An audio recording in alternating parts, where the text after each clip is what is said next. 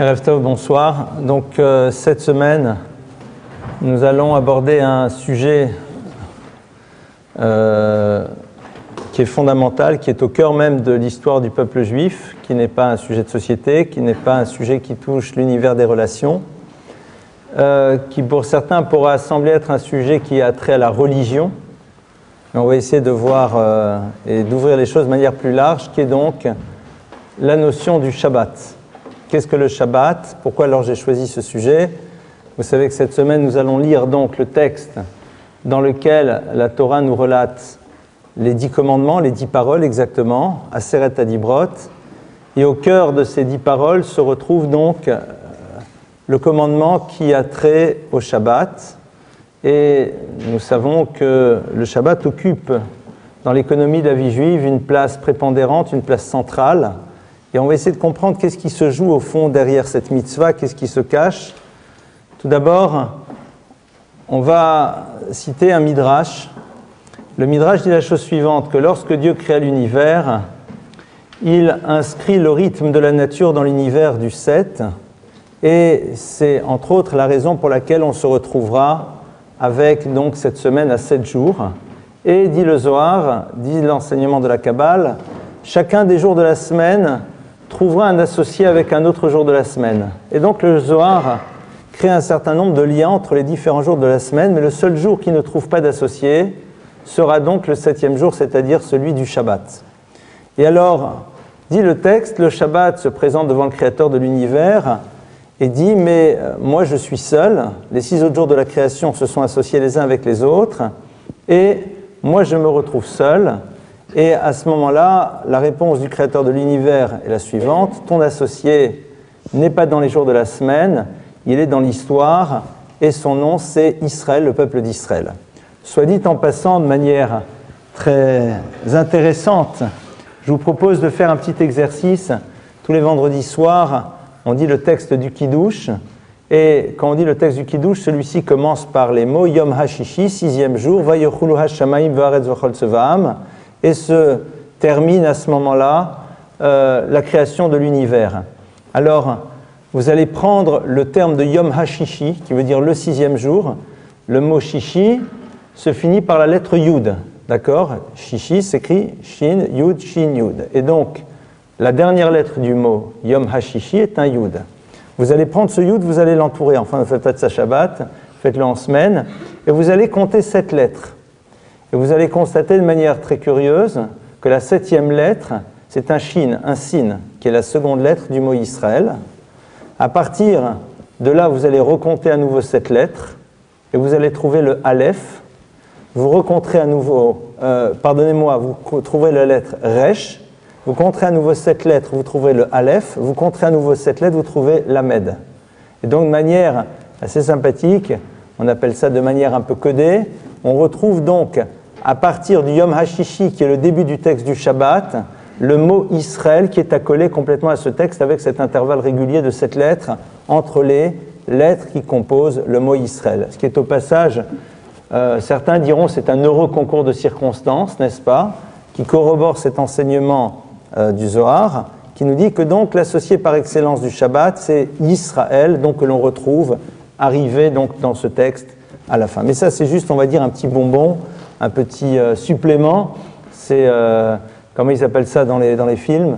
C'est le bonus, voilà. Ça, c'est le bonus en plus, c'est pas ça l'essentiel. Vous savez qu'on considère d'ailleurs, je fais juste une parenthèse, que tout ce qui a trait à l'univers des gématriotes, c'est-à-dire donc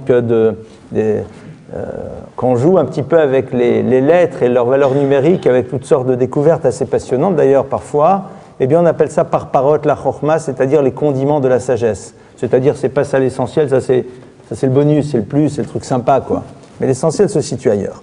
Alors, Yom HaShishi, donc on a la fin de la création, eh bien le texte va nous dire Vayochulu HaShamayim V'chol Tzevaam, se terminent donc les cieux, la terre et tout ce qui les compose, et à ce moment-là arrive donc le Shabbat. Très bien. Shabbat qui est donc appelé dès le début jour de repos. Tout d'abord, première question, c'est évident. Peut-on parler véritablement de repos par rapport au divin? Si nous parlions de repos, cela voudrait dire donc effort, cela voudrait dire donc fatigue. Or, c'est une notion qui, a priori, n'est pas relative au divin. Or, on utilise quand même ce terme de menoucha, de repos. Alors, pour comprendre un petit peu mieux ce qui se joue dans Shabbat, on va tout d'abord faire le constat suivant. Shabbat est un jour dans la semaine dans lequel il se passe quelque chose de curieux au début et à la fin, puisque en effet, le début du Shabbat, qui commence donc vendredi soir au coucher du soleil, nous commençons à accueillir ce que l'on appelle la reine Shabbat, et lorsque Shabbat se termine samedi soir, eh bien nous faisons un repas qui s'appelle Melavé Malka, l'accompagnement de la reine.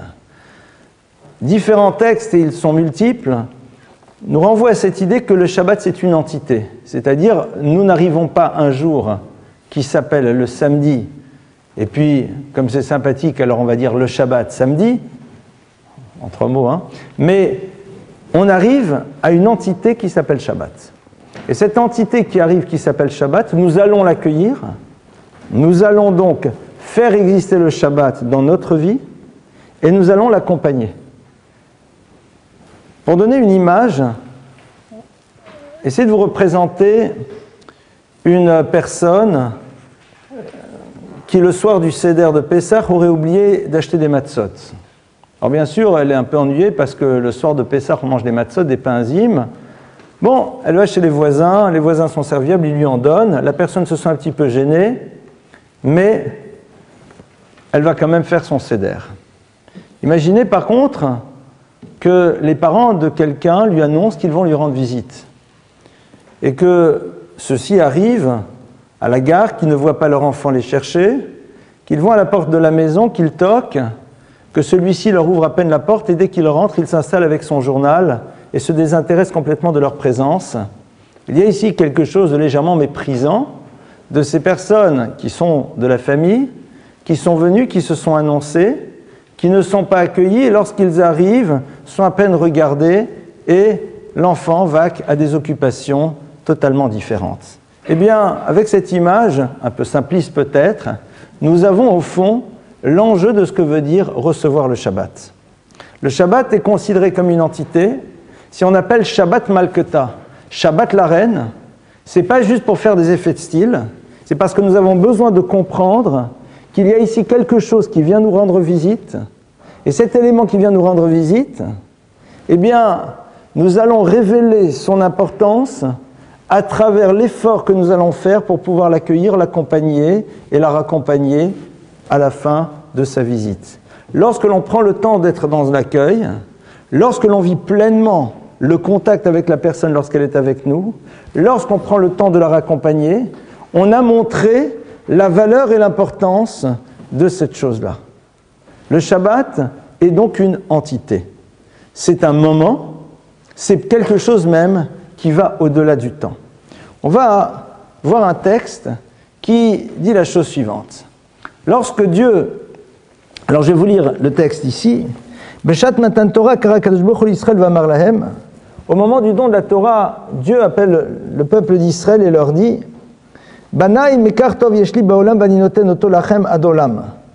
il dit au peuple juif, j'ai quelque chose à vous donner qui est extraordinaire. Alors, le peuple juif dit oui, c'est quoi? Il leur dit Zéolam Haba, c'est le monde à venir.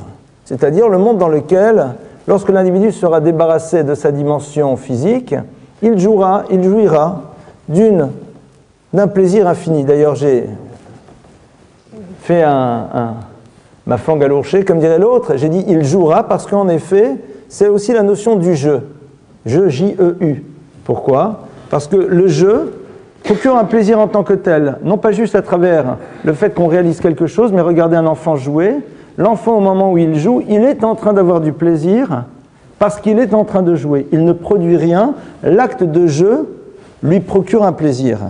Akadosh Baruch Hu dit au peuple d'Israël, si vous êtes capable d'être à l'écoute de ma voix, je vous réserve quelque chose qui s'appelle Olam Haba, le monde à venir. Alors le peuple juif, vous comprenez bien qu'il ne tombe pas tout de suite dans la proposition. Il dit, fort bien, d'accord, mais qu'on le veuille ou pas, être à l'écoute de ta parole va créer un certain nombre d'exigences. Alors, est-ce qu'on peut quand même avoir une petite idée de ce que va représenter véritablement ce Olam Haba? Donne-nous quelque chose qui ressemble un tant soit peu à ce concept. Meshiv HaKadosh Baruch Hu v'omer lahem, Dieu leur dit, voilà, ce qui ressemble un tant soit peu au Olam Haba, Zé Shabbat, c'est ce jour que l'on appelle Shabbat. Alors, le Shabbat donc va être appelé Me'en Olam Haba, quelque chose qui ressemble un tant soit peu à la notion du Olam Haba. C'est quoi au fond la notion du Olam Haba? C'est quoi la notion du monde à venir? Le monde à venir, c'est l'univers dans lequel l'individu rentre dans le principe de la shlemut, c'est-à-dire de la complétude. Le moment dans lequel il n'y a plus de rupture à l'intérieur de lui-même, le moment où il vit en permanence dans un système d'harmonie. Le moment dans lequel chaque chose à sa place remplit sa fonction, et parce que justement chaque élément à sa place remplit sa fonction, il y a une harmonie générale qui se dégage et une harmonie personnelle parce que chacun se retrouve parfaitement là où il doit être. C'est un petit peu ce qui nous permet d'appréhender ce que veut dire l'harmonie. Essayons de réfléchir, qu'est-ce que pour nous un moment d'harmonie? Un moment d'harmonie, c'est le moment où on se sent bien exactement là où on est, dans l'environnement dans lequel on se trouve, en phase avec nous-mêmes, en adéquation profonde avec ce que nous ressentons. C'est ça un moment d'harmonie. Olam Haba, c'est cette dimension-là de manière constante. Pour pouvoir toucher au Olam Haba, il va falloir d'abord vivre l'expérience du Shabbat pour appréhender un tant soit peu ce que veut dire l'harmonie. Et pour cela, le premier élément sur lequel on va devoir réfléchir, c'est le fait que Shabbat, Dieu nous demandera de ne pas produire, d'arrêter d'être dans l'univers de la melacha, d'être dans l'univers de la réalisation. Pourquoi? Qu'est-ce qui se joue au fond dans cette dimension fondamentale de ne plus être dans l'univers de la melacha, d'être dans l'univers de la production? Alors, pour cela, voyons le texte. Le texte nous dit, lorsque Shabbat arrive, fais en telle sorte que Ilu kol melachtecha asuya, fais en telle sorte d'imaginer que la totalité de ton travail est déjà fait. Vous allez me dire, c'est un peu complexe. Arrive le Shabbat, vendredi après-midi en hiver, on sort en courant du travail, on arrive à la maison, on se précipite dans le Shabbat, et on nous demande maintenant de considérer que tous les stress que nous avions au bureau il y a quelques instants, que toutes les factures qui se sont accumulées, que le problème du conflit que l'on a avec X, Y et Z, tout ça a disparu. On nous demande de quoi? D'être schizophrène? Enfin, qu'est-ce qu'il faut faire? Comment on y arrive? Que Ilum Lartocha Suya, c'est à un moment accepter que je ne maîtrise rien.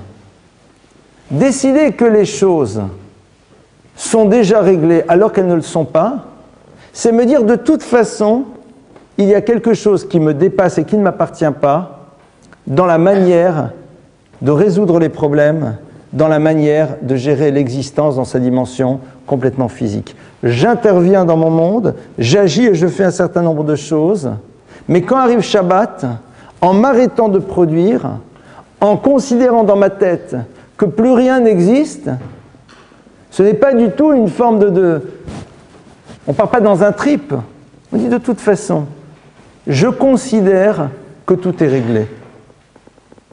En considérant que tout est réglé, je suis en train de me dire, de toute façon, les choses ne dépendent pas totalement de moi. Donc, on rentre dans un univers dans lequel on construit un véritable contact avec le Créateur de l'univers. Parce que le contact avec Akadosh Baruch Hu, il se construit à travers la capacité que l'on a d'accepter le fait que, de manière ultime, tout dépend de lui.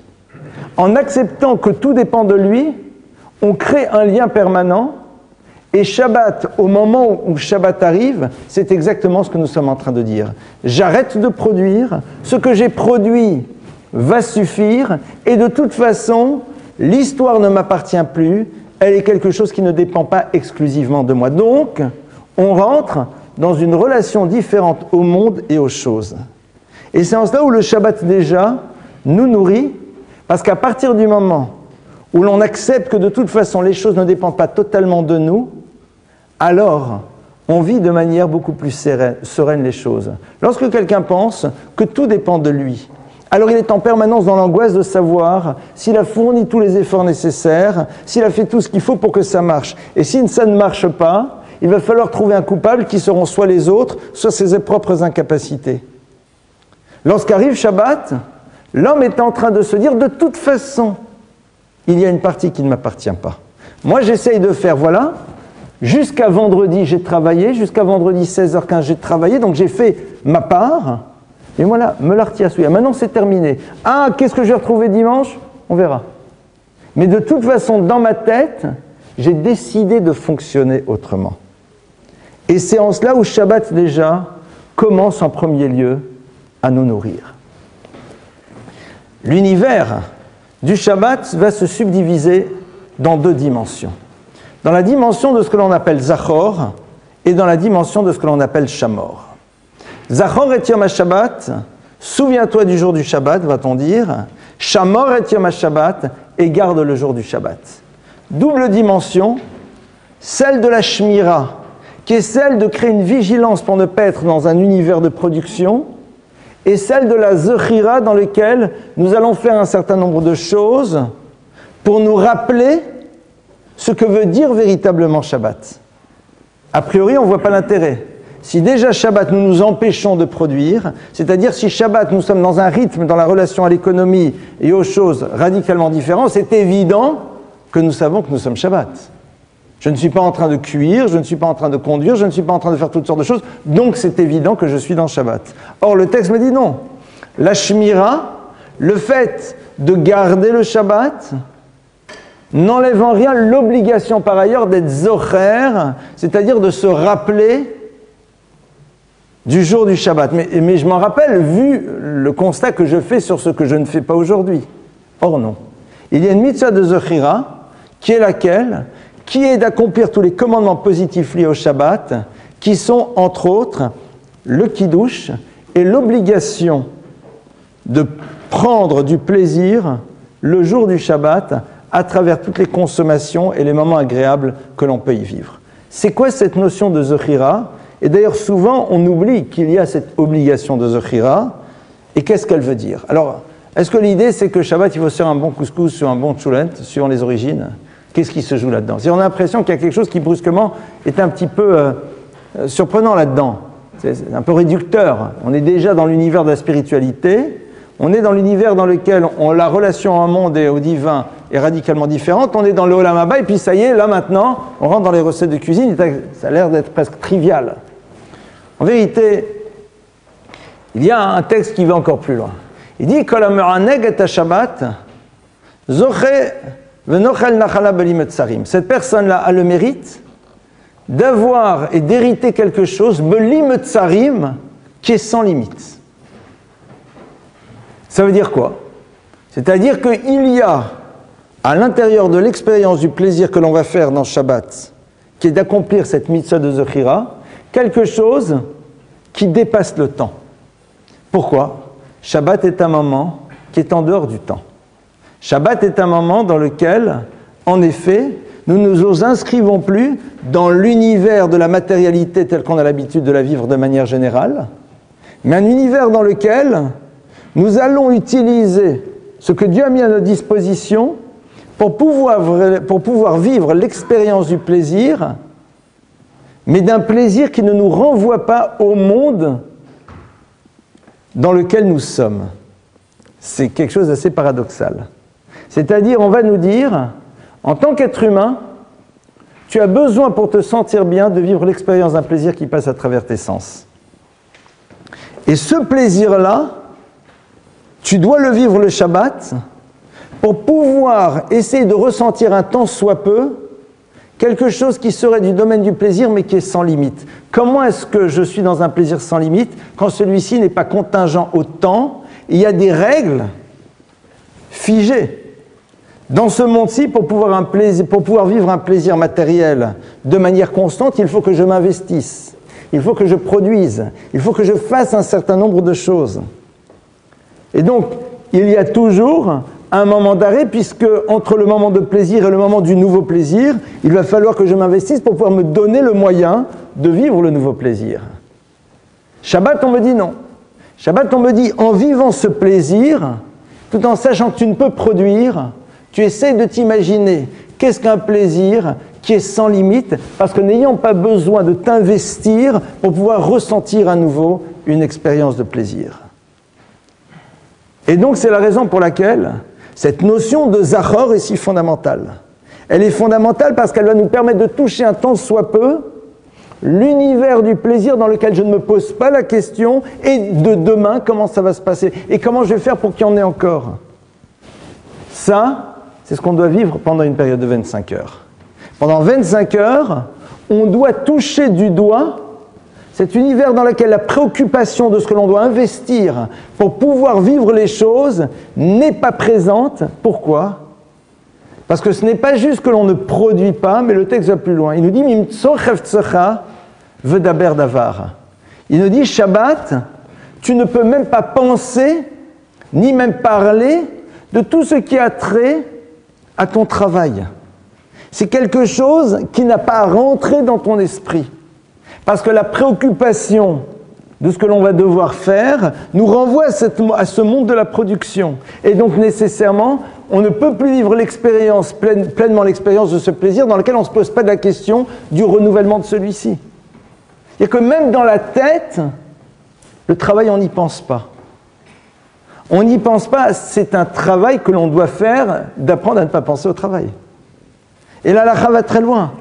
Elle dit même, quand tu vois à l'extérieur des boutiques avec des belles choses, tu peux regarder, mais tu ne regardes pas les prix. Maintenant, je peux voir les belles choses dans les boutiques, mais pourquoi ?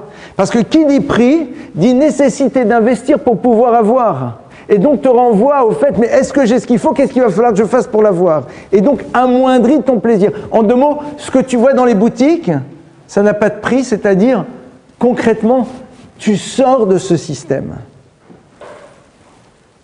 Vous comprenez pourquoi quand samedi soir arrive, eh bien c'est un peu difficile de se réintroduire dans cet univers de la semaine, puisque justement il nous renvoie à notre réalité. C'est pour cela qu'on est dans une attente du jour du Shabbat. Au passage, tous les matins à la synagogue, nous disons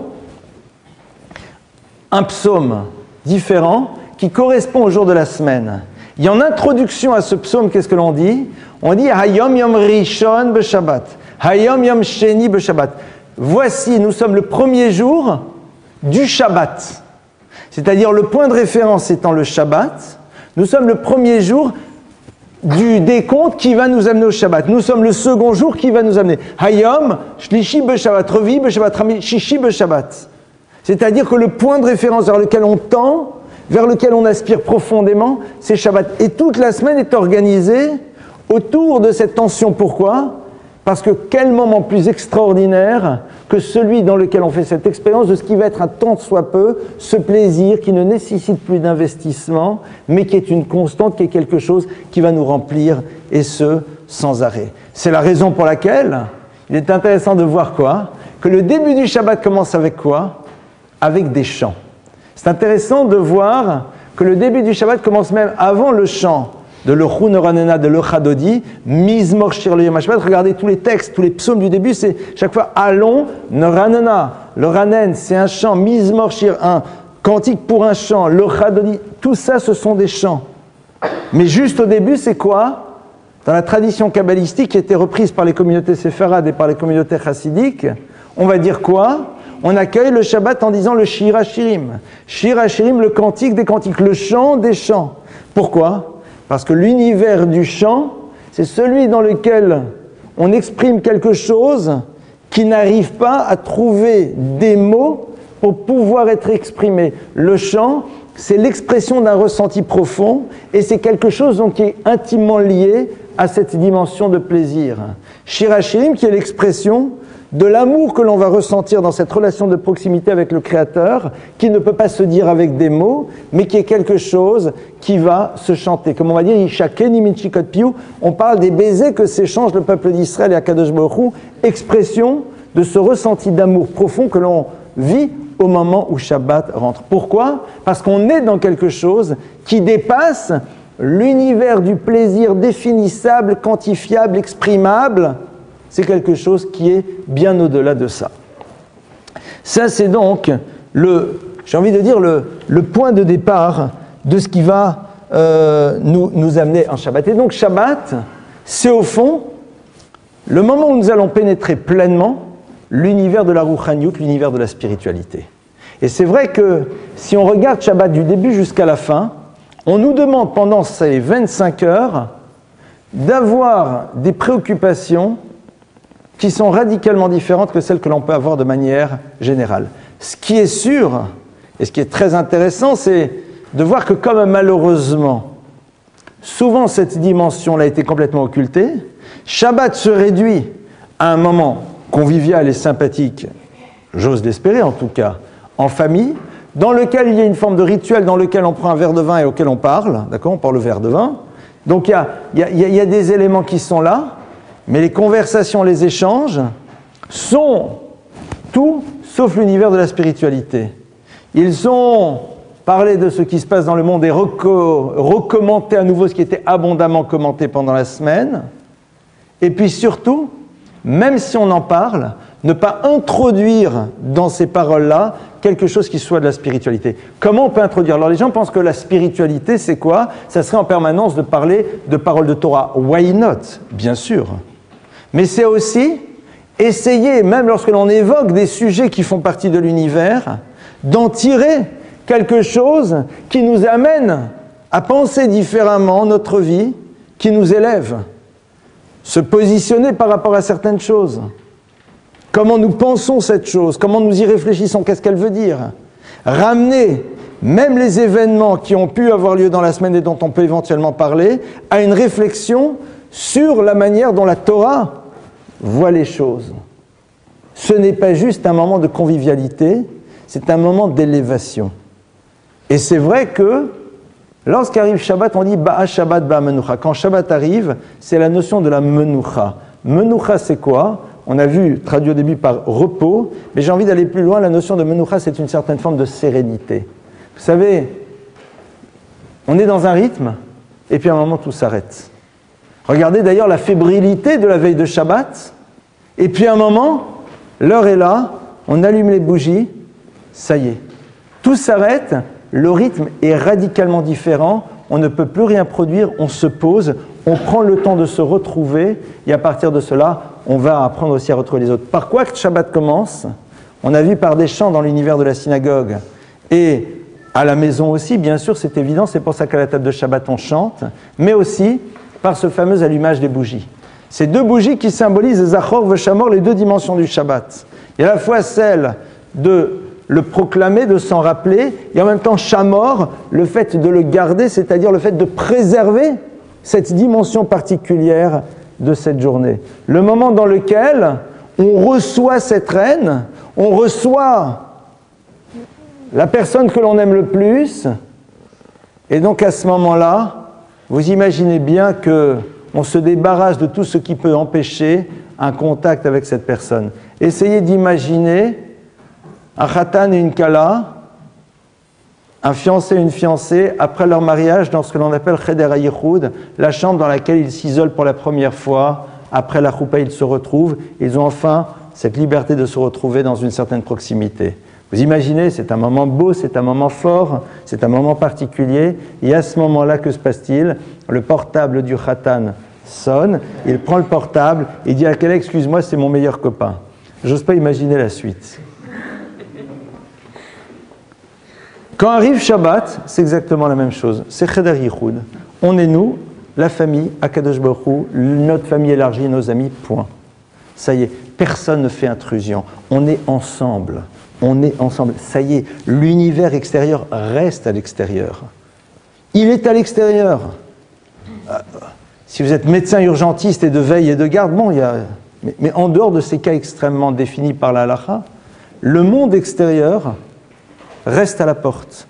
On prend le temps justement de se retrouver pour pouvoir encore mieux aller à la rencontre de cet univers lorsque l'on sort de Shabbat. Pourquoi? Parce qu'on s'est revivifié, on s'est construit, on a approfondi notre identité, donc on arrive dans ce que nous sommes réellement lorsque la semaine s'ouvre vers l'univers dans lequel nous allons nous retrouver. Nous reprenons le temps de nous retrouver nous-mêmes pour que ce soit un nous-mêmes qui soit face au monde que nous allons rencontrer dans la semaine. Il est évident que si on laisse pénétrer l'univers extérieur pendant Shabbat, c'est répondre à son portable et regarder son ordinateur alors qu'on est avec sa kala l'un face à l'autre. Il y a quelque chose de grotesque, il y a quelque chose qui au fond montre qu'il n'y a rien qui se joue véritablement ici. Et ça, c'est ce que on fait au moment où on allume des bougies. Pourquoi? Parce que les bougies, au fond, permettent de régler une question se pose beaucoup de personnes. Mais Shabbat, on ne peut pas ceci, et on ne peut pas cela, et on ne peut pas, et on ne peut pas. La lumière de la bougie, elle éclaire parce qu'il y a justement de la matérialité qui disparaît. La lumière du Shabbat, c'est tout simplement cette huile d'olive ou cette cire qui, en disparaissant, permet justement à la lumière d'exister. Si elle ne fondait pas, si elle ne disparaissait pas cette matière, c'est dans la disparition de la matière qu'émerge justement cette lumière. Cette lumière qui à la fois permet de voir et qui nous renvoie aussi à la capacité de savoir, parce que cette lumière c'est aussi du feu, d'apprendre que dans la vie, eh bien, il faut savoir être aussi à la bonne distance de tout. Parce que la lumière, le feu, est quelque chose dont il faut savoir être à la bonne distance. Si on est trop loin, ça ne produit pas l'effet que ça doit nous apporter. Si on est trop proche, cela peut nous faire du mal. Le Shabbat, c'est le moment dans lequel on reprend le contact avec le monde de la matière et on réalise qu'en le faisant disparaître un petit peu, c'est-à-dire en arrêtant de vouloir créer, c'est là où on se situe à la bonne distance. C'est là où on donne à cette matérialité la place qu'elle doit avoir.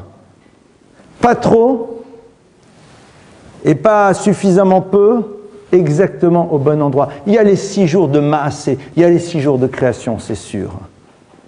Mais c'est extraordinaire de voir que c'est comme ça, parce que justement, attendez, mais en ne faisant pas, on manque, au contraire.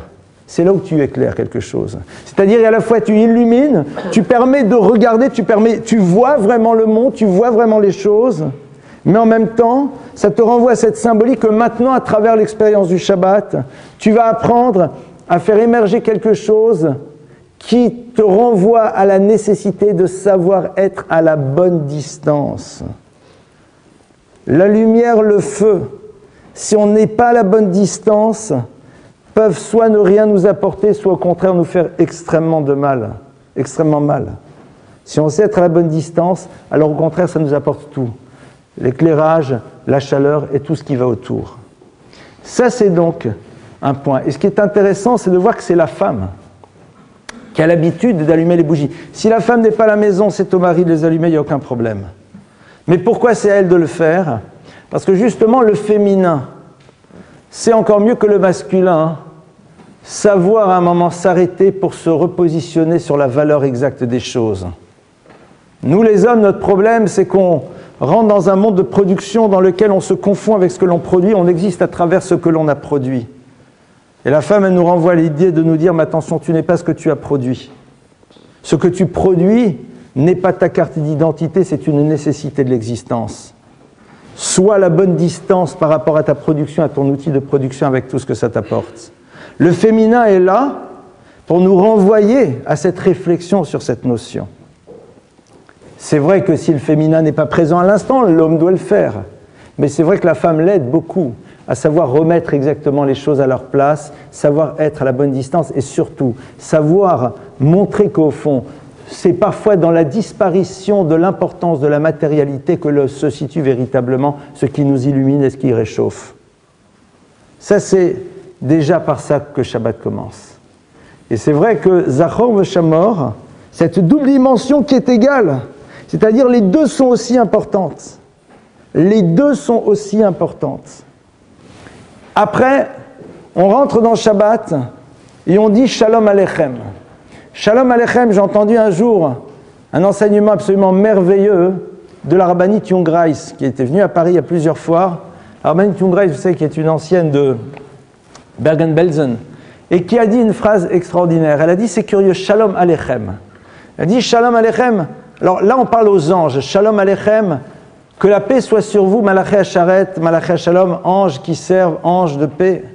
Mais j'ai quand même envie de citer son enseignement parce que elle dit c'est curieux quand on rencontre les gens, les individus, c'est la même phrase qu'on leur dit.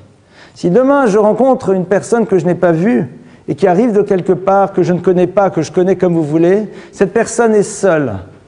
Et je lui dis Shalom Aleichem, que la paix soit sur vous. Il ne s'agit pas ici du vouvoiement de la politesse. On devrait dire normalement Shalom Alecha, que la paix soit sur toi. Or là on dit Shalom Aleichem, que la paix soit sur vous. Et de manière merveilleuse, la Rabbanit Grace disait, parce que lorsque tu salues quelqu'un, tu ne salues pas juste la personne, mais tous ceux qui lui ont permis d'être là. Shalom Aleichem, que la paix soit sur vous. Ses parents, ses grands-parents, ses arrière-grands-parents. Tous ceux qui ont fait en telle sorte que tu puisses être là aujourd'hui, que tu puisses entendre ces mots et que ces mots fassent résonance. Quand rentre Shabbat, on dit aussi Shalom Aleichem. Alors on dit Shalom Aleichem aux anges, mais on dit aussi Shalom Aleichem à tous ceux qui nous permettent justement de pouvoir encore prononcer ces paroles, c'est-à-dire tous ceux qui se sont battus, pour faire en telle sorte que nous ayons encore envie de les dire, ces mots, et qu'ils fassent écho et qu'ils aient du sens.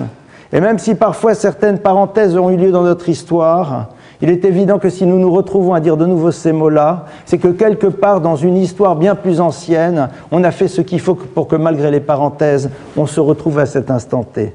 Shalom Aleichem Malaché Hacharet. Pourquoi? Pour qu'on accueille Malaché Hacharet, Malaché Elyon, les anges de paix. Parce que Shabbat, en effet, on se renvoie l'idée suivante, c'est qu'il y a autour de nous un univers non visible mais ô combien présent, et auquel nous allons maintenant essayer d'être attentifs. Ce premier univers, ce n'est pas juste l'univers de la spiritualité pure, c'est tout ce que les autres dégagent que nous n'avons pas le temps d'appréhender dans la semaine. Shalom Aleichem. Les malachim, ce sont les énergies divines qui sont présentes dans le monde et que nous allons essayer de percevoir. Mais avant de voir même ces énergies, il y a aussi tout ce que les autres dégagent, tout ce que les autres sont que l'on n'a pas réussi à prendre le temps de voir et de découvrir en semaine. Pourquoi c'est à ce moment-là? Agmara nous dit qu'au moment où on fait Kiddush le vendredi soir, dans ce verre de vin, on a l'habitude de regarder, on essaye de voir se refléter dans ce verre de vin les bougies qui ont été allumées. C'est quelque chose d'après la Kabbale, c'est pas obligatoire. Mais en tout cas, en regardant ce verre de vin qui est à l'entrée du Shabbat dans lequel on va sanctifier le Shabbat, dit le Talmud, on retrouve 1/500 de l'acuité visuelle que l'on a perdue en semaine. Ça veut dire quoi? Alors, citons-le, Lévinas donne et propose à un moment cette explication qui est fort belle et qui est au fond évidente, une fois qu'on l'a dite. C'est que le rythme de la semaine malheureusement, nous empêche de voir pleinement les univers qui sont autour de nous. Ce 1/500 d'acuité visuelle que nous avons perdu dans la semaine, c'est peut-être justement ce que l'autre dégage, ce que l'autre exprime, mais que nous n'avons pas pris le temps de percevoir, de voir et de ressentir. Au moment où commence Shabbat, au moment où justement nous cassons ce rythme, au moment où justement nous avons accueilli les malachim, à ce moment-là, on retrouve cette sensibilité pour pouvoir percevoir et à la fois cette dimension spirituelle au niveau des anges, mais en même temps ce que les autres aussi, à l'image des anges dégagent comme énergie, ce qu'ils sont dans l'univers du non-visible, mais qui est bien présent pour arriver à le capter, à le percevoir. Ça se passe bien sûr autour d'une table, ça se passe autour d'un rythme dans lequel le rapport au temps n'est plus le même, ça se passe dans un univers dans lequel on construit la quiétude et la sérénité. C'est pas simple. Shabbat, c'est quelque chose qui se prépare. Shabbat, c'est quelque chose qui s'élabore. Shabbat, c'est quelque chose qui se construit. J'aime beaucoup l'histoire suivante, qui est une histoire vraie, d'un maître qui, les vendredis après-midi, avait l'habitude d'ouvrir certains livres de commentaires, de réflexions sur le Shabbat, sur ce qu'on allait lire le lendemain à la synagogue, et donc lisait un certain nombre d'histoires ou d'autres choses. Et alors les élèves ne comprenaient pas ce que le maître faisait, lui disaient « mais que fais-tu » Et il disait « vous savez, Shabbat, mon épouse, se consacre à faire en telle sorte qu'il y ait cette expérience de plaisir à travers la consommation, comme on a vu un petit peu qu'est-ce qui se joue dans ce plaisir qui est l'idée du plaisir dans lequel on n'est pas obligé d'investir, mais qui serait sans limite.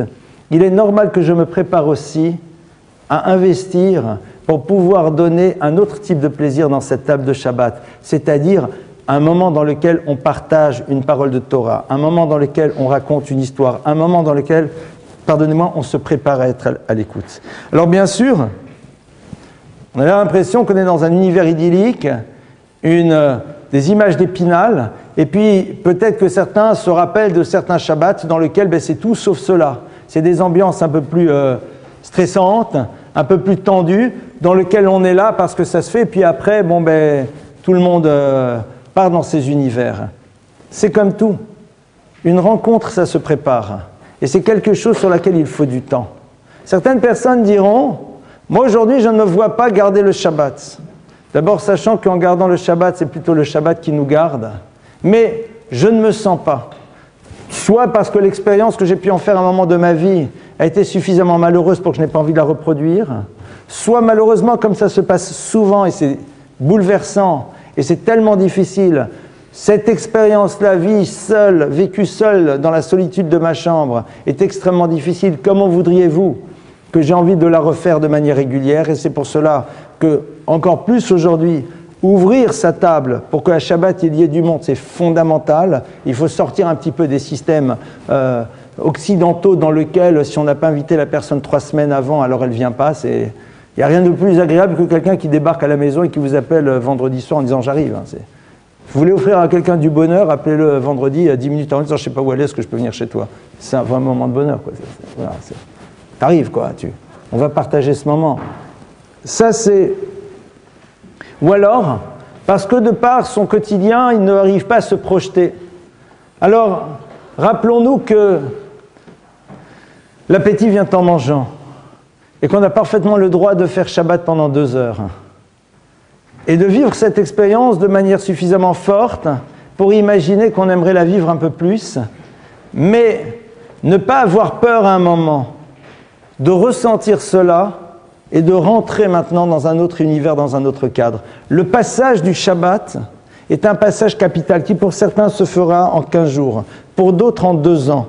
Mais il est évident qu'à un moment, nous devons tendre vers cela. Le vivre seul, dans un univers dans lequel il n'y a pas de couple, dans lequel il n'y a pas de famille ou peu de famille, est extrêmement difficile et j'en conviens et ce n'est pas simple. Alors, on va créer un univers d'amis, on va créer toutes sortes de choses pour faire en telle sorte que... Certaines personnes vont dire, oui, mais de toute façon, je ne fais pas Shabbat. Et là, je rentre dans quelque chose d'extrêmement concret. Tu vas reprendre ta voiture pour rentrer chez toi vendredi soir, il n'y a pas de problème. Mais tu n'es pas obligé d'allumer la radio. C'est bête. C'est-à-dire, préserve quelque chose. Tu n'es pas obligé. Tu arrives à la maison, tu n'es pas obligé d'allumer ta télé. Ah, mais de toute façon, demain matin, je vais prendre la voiture parce que je vais devoir faire les courses, que sais-je. Mais là, tu n'es pas obligé maintenant. Tu n'es pas obligé de répondre au portable ce soir, personne ne pensera que ça y est, que tu as disparu parce que tu ne réponds pas. C'est impératif qu'il faut répondre absolument. Où t'étais, pourquoi tu n'as pas répondu? Excuse-moi, j'ai le droit d'exister sans que tu saches sans arrêt ce qui se passe avec moi. Où t'étais? J'étais. Et quand vous le dites, d'ailleurs, c'est là où on commence à être vraiment. Capable de dire à l'autre, j'étais. Tiens, il y a quelqu'un qui commence à exister vraiment, quoi, qui n'a pas peur. Ce genre de choses. Ah, mais demain, it's another day. C'est un autre jour. C'est vendredi soir qu'on tire l'euro million. Peut-être que ce soir, tu vas réaliser que tu as gagné 120 millions, que tu n'as plus besoin d'aller ouvrir le magasin demain. T'imagines? C'est-à-dire que c'est... À un moment, demain, on verra. Et pas, ah, comme demain, alors aujourd'hui, non. Demain, c'est demain. Demain, c'est demain. Tous les jours de la semaine, tu te fais ton petit café dans la petite machine, etc. Achète un thermos et fais ton café autrement. Ah, mais après, de toute façon, je devrais... T'as raison. Mais montre que Shabbat t'intéresse. Montre que Shabbat représente quelque chose pour toi. Prouve-le-toi à toi-même. Et ça, c'est quelque chose qui est extraordinaire parce qu'à un moment, on se positionne par rapport au Shabbat. On se positionne. Alors bien sûr, et je vais conclure là-dessus avant de passer aux questions, pour beaucoup, Shabbat a été souvent vécu comme quelque chose de pas très sympathique et de pas très digeste, et pas juste de par les surcharges pondérales qui peuvent s'opérer au cours de ces fameux repas de Shabbat, mais parce que beaucoup ont vécu Shabbat comme étant des synagogues qui s'éternisent, des maris qui rentrent et qui mangent et qui dorment et qui repartent à la synagogue, et des choses comme cela. C'est vrai. Shabbat, ça se prépare. Il y a un programme de Shabbat. Shabbat, on a son programme. C'est le jour dans lequel, eh bien, on décide peut-être de ne lire que des choses qui nous concernent et pas le dernier biba et autres closers et ambiances du même genre.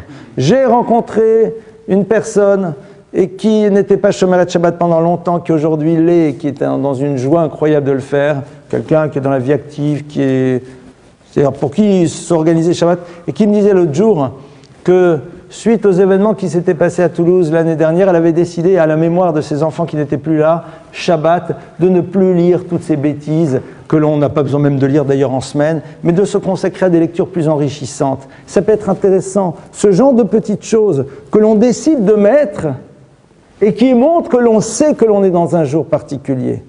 Et après, au fur et à mesure, les choses s'inscrivent. Bien sûr, si Shabbat, ce n'est que repas, repos, synagogue et rien d'autre, au bout d'un moment, ça peut être légèrement indigeste et surtout, ça ne nous donne peut-être pas nécessairement envie de le faire.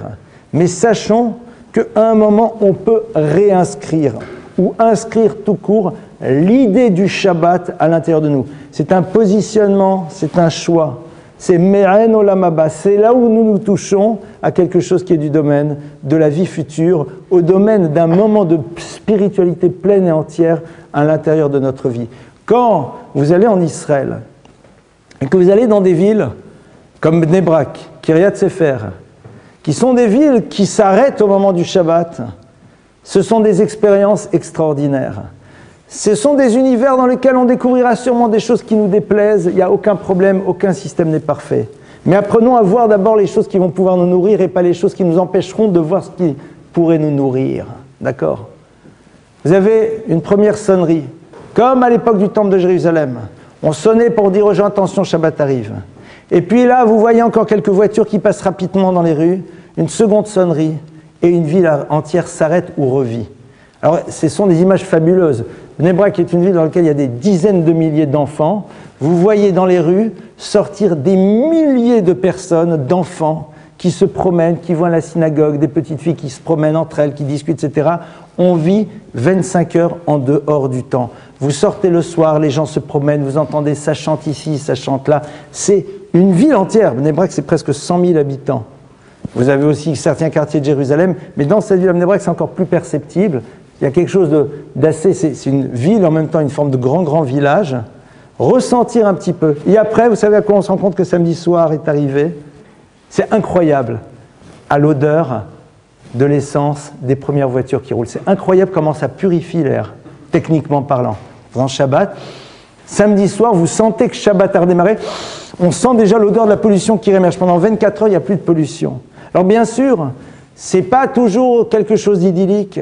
Chacun a pu vivre aussi parfois des expériences shabbatiques qui n'ont pas été les plus merveilleuses qui soient. C'est vrai. Mais ne prétextons jamais des expériences de ce type pour ne pas retenter de le vivre et de le créer comme nous-mêmes, nous allons pouvoir le ressentir. Voilà quelques idées de réflexion qui, si elles nous amènent à imaginer que garder Shabbat peut faire partie de notre vie, qui peuvent nous amener, comme je vous l'ai dit, en rentrant dans la voiture vendredi soir, je préférais samedi soir bien sûr, mais vendredi soir, après un repas de Shabbat, à ne pas allumer notre radio. Et à décider que le portable peut rester éteint jusqu'à demain matin, ou alors se dire, au fond, ce magazine, je le lirai un autre jour. Ça serait déjà extraordinaire. Ça serait déjà extraordinaire parce que ça prouverait que pour nous, l'idée du Shabbat veut dire quelque chose. Le Chafetz Chaim, un jour, s'est retrouvé avec quelqu'un qui était commerçant et qui lui a dit, Rav, je ne peux pas garder le Shabbat, c'est pas possible, etc. Le Rav s'est rendu compte qu'à ce moment de sa vie, cet homme, pour lui, c'était difficile. C'était compliqué. Et ça ne servait à rien de lui dire, c'est trop difficile. Il lui a dit, alors écoute, regarde, quand c'est Shabbat, quand tu achètes et quand tu vends, d'habitude, tu as l'habitude de tout noter. Tu n'es pas obligé de noter. Et si tu notes, tu n'es pas obligé d'écrire, mais fais juste des traits pour te rappeler de manière mnémotechnique.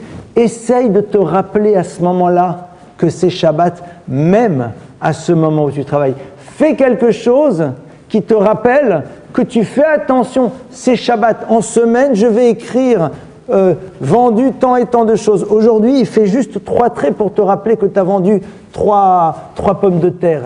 Ne serait-ce que faire cet effort va te rappeler qu'au fond tu es dans un jour particulier et tu ne peux pas t'imaginer ô combien déjà tu t'inscris déjà dans l'idée et le concept du Shabbat pour par la suite arriver à le vivre pleinement. Et après c'est comme tout. Vous savez, c'est comme l'engagement dans le couple. C'est une fois qu'on a décidé de le faire et de faire en telle sorte que ça marche, avec des difficultés, avec des efforts, avec des moments qui ne sont pas simples, avec des moments de ce que vous voulez. Mais une fois qu'on a fait ce choix, qu'on s'est positionné, les choses vont et avancent. Voilà un petit peu quelques idées que j'avais envie de partager avec vous sur cet univers du Shabbat, qui est un univers merveilleux, qui est un univers que le juif doit découvrir pleinement, qui appartient au clan d'Israël, qui est le cadeau qu'Akadosh Baruch Hu nous a fait. Alors essayons un tant soit peu d'ouvrir le paquet, et même si on n'arrive pas à prendre tout le cadeau à la fois, au moins prenons-le petit à petit pour au fur et à mesure reconstituer la totalité du puzzle. Voilà, on passe à vos questions. Allez-y.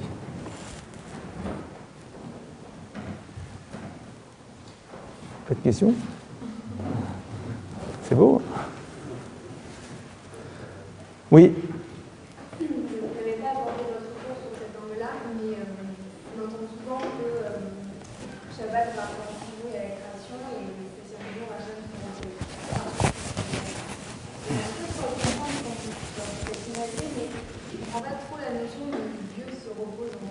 Alors tu as raison, j'ai ouvert avec ça, je n'y ai pas répondu. Alors, je vais te lire un texte qui est un texte du Midrash, qui dit exactement ce que tu dis. Le Midrash dit comme ça, c'est curieux parce que ce livre le rapporte, donc voilà. Vaishbot mikol melarto. Il s'est reposé de tout son travail. Et mahé, je suis étonné. Lo ba'amal velo bi'gia bara kadosh baruch hu et olamo ve'et omer mikol melarto. Dieu n'a pas créé l'univers avec des efforts, avec du travail, et toi tu dis qu'il se repose de tout son travail. Ma'u geder melachet c'est la kadosh baruch hu. Qu'est-ce que l'on appelle un travail chez Dieu? Hu inyan abat rotzono, le travail de Dieu, c'est l'expression de sa volonté. Shu briat ha'hester kedei le afsher ha'bechira va'gilouy, qui est la création d'un univers dans lequel les choses sont cachées, pour pouvoir nous permettre à un moment de faire un acte de libre arbitre et de le retrouver. Gama Esther abat rasdo, vaishbot istalkut gmura mimase shukielu Esther. Alors ici on touche à une idée, cette idée est rapportée par Rav Dessler, je vais essayer d'exprimer, d'expliciter. Lorsque Dieu crée le monde, l'univers s'appelle Olam. Et Olam vient de la racine Elem qui veut dire caché. L'univers est un lieu dans lequel les choses sont cachées. Et on dit que l'univers est un lieu dans lequel Dieu se cache. Au passage, comme le dit Rabbi Pinchas Mikoretz, qui est un maître de la Chassidoute, il dit, imaginez deux enfants qui jouent à cache-cache. L'un se cache et l'autre décide de ne pas le chercher. Imaginez la peine du premier. Il dit, c'est ainsi l'univers dans lequel Dieu se cache, c'est-à-dire Dieu est visible pour ceux qui le cherchent, pour ceux qui ont envie d'en le découvrir. L'univers de la création, c'est le monde dans lequel l'homme va devoir maintenant faire le choix de découvrir Dieu ou pas. Dans notre univers de la matérialité, l'on peut voir la présence divine si on désire la voir. On a la liberté de voir dans le monde un système qui s'auto-alimente ou un univers derrière lequel il y a un projet, il y a le divin, et ce à chaque moment. Ça, c'est une création. Lorsque Dieu se repose, c'est-à-dire que le jour du Shabbat, c'est justement le jour dans lequel le Hester, la dimension de ce qui est caché, disparaît. C'est-à-dire que Shabbat, c'est justement le moment dans lequel Dieu dit, voilà, il y a un moment dans lequel je veux que l'on puisse découvrir et être dans une relation avec moi, dans quelque chose qui est du domaine du visible. Que l'univers dans lequel je produis, qui me donne l'illusion d'être dans la maîtrise des choses, disparaisse. Le moment dans lequel, comme on l'a vu au début du cours, mais je n'ai peut-être pas assez insisté là-dessus, on se retrouve face à un système dans lequel, parce que je ne produis pas, je me rappelle qu'au fond, je ne maîtrise pas tout. Donc, je renvoie à moi l'idée de la présence d'Hachem. Donc Hachem, ce jour-là, se repose, c'est-à-dire sort de l'univers dans lequel la dimension créative nous cache sa présence et nous oblige à faire, cette démarche pour trouver sa présence. Voilà, est-ce que c'est... Donc c'est ça la notion de Vaishbot. D'accord, c'est pas Dieu parti dormir, quoi. Ça y est, c'est Shabbat, on dort, quoi. Autre question? Oui. Vous dites c'est Olam Haba, vous parlez du monde à venir, pourquoi on parle? Olam Haba, le monde à venir, c'est la vie après la vie. C'est-à-dire, le Olam Haba, c'est un univers dans lequel, tout d'abord, on appelle ça Olam Ha'emet, le monde de vérité. C'est-à-dire le monde dans lequel l'être humain verra les choses clairement. C'est le monde dans lequel, même ce qui nous a paru incongru, surprenant, bouleversant et incompréhensible, les choses deviendront claires. Ça, c'est le Olam Haba. C'est le monde dans lequel on est dans l'expérience, en effet, du plaisir permanent, sans être obligé sans arrêt d'y investir, parce qu'on a investi justement ce qui était nécessaire dans ce monde-ci. Comme il y a marqué, Olam Hazeh, Olam Haba domé le traklin, Olam Haba domé le traklin, Olam Hazeh domé le prosdor. Ce monde, le monde à futur ressemblerait à une forme de merveilleux palais. Olam Hazeh, ce monde-ci correspond au prosdor, à l'antichambre. Hatken atzmecha prosdor que deshetikanes le traklin. Prépare-toi dans l'antichambre pour pouvoir être accepté dans le palais. C'est-à-dire que lorsque l'on arrive dans le palais, il faut être prêt à être accepté dans ce palais. Donc tout l'univers Olam Hazeh, le monde dans lequel nous sommes, est là pour nous préparer au Olam Haba. Et c'est ça qui est extraordinaire. C'est que dans ce Olam Hazeh, on nous laisse toucher un petit peu de ce que c'est ce Olam Haba pour avoir envie d'y accéder et rendre tellement plus facile ce que nous allons être obligés d'investir pour pouvoir y accéder par la suite. Et surtout, n'oubliez pas, et je crois qu'il y a quelque chose ici qui est fondamental, avec le Shabbat, si on comprend, si on rentre dans l'esprit du Shabbat, même si on ne le garde pas pour l'instant totalement, mais si on comprend l'esprit du Shabbat, si on a envie d'arriver un jour à le garder pleinement, alors c'est le rapport au monde qui n'est plus le même. C'est le rapport aux choses, à l'importance que représentent certaines choses qui n'est plus le même, qui n'a plus la même valeur pour nous. Et c'est ça qui est génial. Ce qui est génial, c'est d'être toujours inscrit dans un monde de la matière dans lequel on doit faire les choses, mais le rapport aux choses n'est plus le même. Elles n'ont plus la même importance. Leur valeur, on la connaît de manière objective, mais elle n'est qu'objective et elle n'est pas dans une forme de subjectivité qui surdimensionne l'importance de choses qui, au fond, n'en ont pas véritablement. C'est ça qui est extraordinaire. Quand on sort de Shabbat, c'est le regard sur le monde qui n'est plus le même. Et on est toujours investi. Et samedi soir, on va réallumer son portable et on va réappeler. Ce qui est génial, c'est ce moment de Mlavé Malka, le moment où on raccompagne la reine. C'est-à-dire le moment dans lequel on est déjà, mais on garde encore un peu. On tire encore quelque chose, on garde encore quelque chose un peu sur soi. Rabbi Elimelech Meligens, qui était un des très grands maîtres de la Chassidoute, avait transmis à toutes ses descendantes filles de faire particulièrement attention au repas qui accompagne le Shabbat, qui peut être parfois juste un café, un gâteau, parce que samedi soir, parfois on n'a peut-être pas trop envie, surtout en été, de se remettre à table et de manger poisson, viande et autres. Donc ça peut être que ça. Mais il avait dit à toutes ses descendantes filles, particulièrement, de faire attention à consommer ce repas. Je le sais d'autant plus parce que mon épouse fait partie de ses descendants, et donc il disait, c'est pour vous aussi l'assurance d'accoucher de manière facile. Et je me suis toujours demandé pourquoi il disait ça. Au passage, ce qu'il a dit se réalise chez toutes celles qui descendent de lui, c'est incroyable. Pourquoi ? Parce que tout simplement, le moment où l'on accompagne le Shabbat, c'est le moment dans lequel l'individu dit « je veux toujours rester dans cette dimension qui n'est pas soumise aux contingences du temps, aux contingences de la vie ultramatérielle, même si on est dedans. » Et donc, quelque part, il y a des contingences parfois très physiques, et entre autres au niveau du féminin, voilà, donner la vie, c'est un processus qui est le même pour tout le monde. Il dit, mais si tu fais Mlavé Malka, alors oui, bien sûr, globalement, ça sera comme tout le monde. Mais ça sera peut-être un tout petit peu plus facile, un petit peu plus rapide. C'est-à-dire, ça sera quelque chose qui n'obéira pas totalement, absolument, complètement aux règles. Un zeste en moins.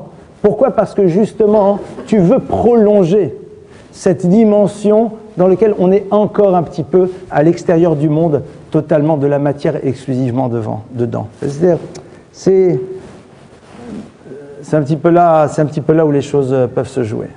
Oui. Pas une question, en fait, je voulais partager avec vous d'autres personnes. Des autres personnes. Vous parliez de lumière tout à l'heure, et en fait, hier, j'ai vu une représentation qui s'appelle Chaim à la lumière d'un violon. Et on voit bien cette scène de Shabbat où pendant la Deuxième Guerre mondiale et les temps très durs et les pogroms et tout ce qu'on connaît, où comment les gens se réunissaient pour sauver ce moment du Shabbat.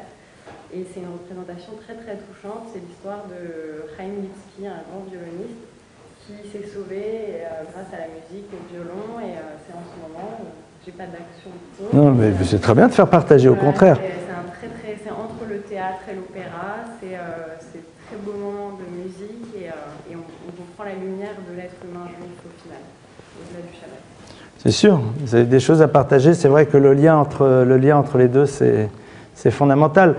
D'ailleurs, à travers ce que tu dis, c'est vrai, bon, il y a des histoires qui sont très très bouleversantes. Je ne vais pas vous les raconter, si vous les lisez, ça fait monter des larmes. Mais c'est-à-dire que même ma mère m'a raconté que pendant la Shoah, quand ils étaient en fuite, d'accord, comment ils ont réussi à respecter pendant toute la Shoah le Shabbat et les fêtes. Elle a raconté comment, perdus, cachés, dans la peur de la milice de la Gestapo, Shabbat arrivait, le moment où on chantait, le moment où on tournait autour de la table, etc. Parce que dans certaines familles, on se prend la main et au moment de Shalom Aleichem, on tourne, on danse autour de la table. Enfin, la famille fait une ronde. C'est-à-dire ces moments-là dans lesquels, après le repas de Shabbat, c'était pas grand-chose. Et encore, dans pas grand-chose, il y a grand-chose. Mais malgré tout, quelque chose de particulier. C'est-à-dire, et même dans les camps, combien de personnes m'ont raconté, elles ne sont pas des centaines, mais certaines m'ont raconté comment en semaine, ils gardaient un tout petit peu de leur ration pour avoir quelque chose en plus, l'Ichvot Shabbat, en l'honneur du Shabbat. C'est-à-dire garder ce petit plus, comment ils essayaient avant Shabbat de se laver un peu plus, de faire un petit peu plus. Pourtant, pourquoi ? Pour garder intacte cette dimension-là et la préserver autant que faire se peut. Et c'est vrai, c'est un peu dur ce que je vais dire. Alors je ne vais pas le dire par rapport au Shabbat. Je vais le dire tel que je l'ai dit un jour à des étudiants à qui on parlait de la Torah et des mitzvot et qui me disaient « Oui, vous comprenez, mais parfois c'est un peu compliqué, on parlait là-bas des téphilines. » Et je leur ai dit « Vous savez, désolé, je vais vous dire une phrase un peu dure. Lorsqu'un jour Dieu nous demandera et vous demandera pourquoi tu n'as pas mis les téphilines tous les jours, tu lui diras « Tu comprends, Hachem, c'était compliqué le matin, il fallait que je me lève, la fac, le truc, le machin. » À la limite, avec Dieu, tu pourras t'arranger. Mais aux centaines et aux milliers de Juifs qui, tous les jours, au péril de leur vie, dans les camps et ailleurs, ont mis les téphilines, à eux, tu diras quoi ? À eux, qu'est-ce que tu auras à répondre ? À Dieu, tu pourras gérer, mais à eux, ils diront, moi, je les ai mis. Et mon maître en fait partie, et j'en connais personnellement d'autres, qui, au péril de leur vie, pendant toute la Shoah, ont mis parfois un téphilin ici, parfois un téphilin là, parce que mettre les deux, ça prenait trop de temps pour se faire avoir. À eux, tu diras quoi ? Difficile la réponse. Idem pour Shabbat. Pourquoi tu n'as pas essayé de faire un petit peu plus ? Là on a essayé de faire ce qu'on pouvait. Tu as vu le monde dans lequel tu es ? Tu commandes Shabbat chez le traiteur, tu vas là, etc., etc. Tu ne te poses pas la question de savoir si tu auras de quoi manger, mais juste qu'est-ce qu'on va manger si j'ai le bon vin ? Ah, mais c'est trop difficile. Il faut parfois, de temps en temps, se remettre face à certaines réalités et savoir remettre les choses à leur place. Alors bien sûr, ce n'est pas ce qui nous permettra toujours de faire les choses du jour au lendemain. Mais de temps à autre, ça nous permet aussi de revoir un petit peu cette idée de l'effort. Et de se dire, au fond, ça va, on n'est pas si mal lotis, et on peut se permettre quand même de faire un petit effort et d'essayer d'être un petit peu plus demain que ce que l'on a été aujourd'hui. On n'y arrivera sans doute pas du jour au lendemain, c'est possible. Mais au moins, inscrivons-nous dans cette dynamique, ça ne fera pas de mal et on pourra les regarder de manière belle, les yeux dans les yeux, et pas peut-être un petit peu de temps à autre se cacher parce qu'on ne saura pas quoi leur répondre. Je ne suis pas trop adepte de cette manière d'amener et de proposer de s'ouvrir à quelque chose parce que ça serait un moment jouer un tout petit peu avec une certaine forme de culpabilité, on frôlerait peut-être les limites d'une certaine démagogie. Mais je vous fais confiance pour entendre ces paroles au second degré, c'est-à-dire que chacun soit capable de se poser la question par rapport à lui-même et de savoir quelles sont les conséquences qu'il peut en tirer à l'intérieur de sa propre vie. Voilà, ça c'est, je vous laisse cette liberté de savoir écouter et traduire les choses au second degré. Oui ? Je sais pas si on fait la mesure de Zachor, du Shabbat. Alors, j'ai pas trop été loin. Zachor, c'est donc le proclamer. Et le proclamer, c'est à travers justement le kiddush, l'allumage des bougies, le repas, les chants, voilà, toutes les choses qui sont positives. Et Shamor, c'est tout ce qui a trait à préserver, donc à travers de ne pas produire. Oui? La Gemara contredit la Torah, beaucoup des 10 commandements, par exemple, faire Shabbat tous les humains, tous les animaux de la planète. Alors? On a l'obligation de les convertir et de leur faire respecter. Alors non.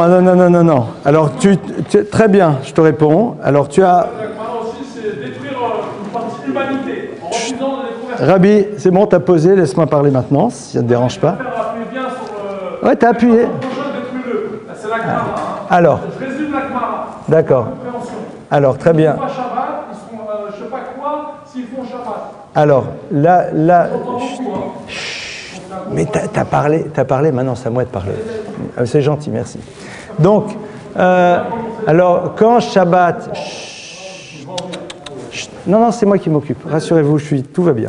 Quand la Torah nous dit que Shabbat doivent se reposer aussi le monde animal, si tu regardes le texte, c'est l'obligation, en effet, que tout ce qui nous appartient à nous en tant que juifs, le jour du Shabbat, en effet, ne travaille pas. Traduction, tu ne peux pas, toi, en tant que juif, demander à d'autres juifs de travailler pour toi le Shabbat, ou alors même de faire en telle sorte que ce qui t'appartienne produise le Shabbat. C'est la totalité de tout notre environnement qui doit. Et le Shabbat, après, en effet, s'ouvrira à la fin des temps pour la totalité de l'humanité, mais ça, c'est une autre histoire. Voilà. Bezrat Hashem. Tov. Shavua Tov à tout le monde. Bezrat Hashem, à la semaine prochaine.